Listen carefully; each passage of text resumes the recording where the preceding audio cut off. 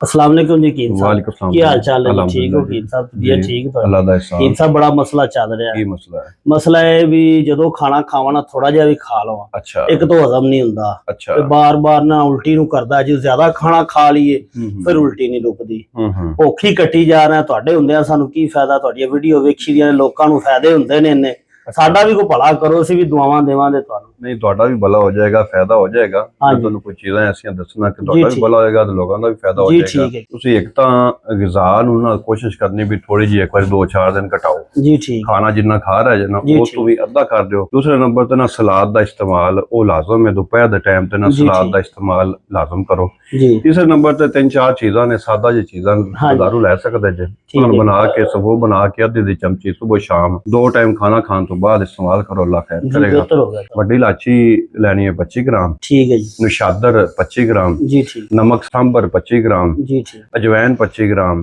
ਜ਼ੀਰਾ 25 ग्राम जी बेहतर हो, ਸੌਂਫ 25 ग्राम जी बेहतर, ਸਾਰੀਆਂ ਚੀਜ਼ਾਂ ਨੂੰ ਪੁੱਟ ਪਾੜ ਕੇ ਪਾਊਡਰ ਕਰਕੇ ਰੱਖ ਲੈਣਾ ਜੀ। ਇਹਦੇ ਚੋਂ ਇੱਕ ਇੱਕ ਚਮਚੀ ਛੋਟੀ ਜਿਹੀ ਚਮਚੀ ਹੈ ਉਹ ਸਵੇਰ ਸ਼ਾਮ ਖਾਣਾ ਖਾਣ ਤੋਂ ਬਾਅਦ ਪਾਣੀ ਨਾਲ ਇਸਤੇਮਾਲ ਕਰੋ ਅੱਲਾ ਖੈਰ जी ठीक है, बड़ी मेहरबानी कीम साहब, बहुत शुक्रिया जी। जी अल्लाह पाक तुहानू जज़ा देवे जी। आमीन।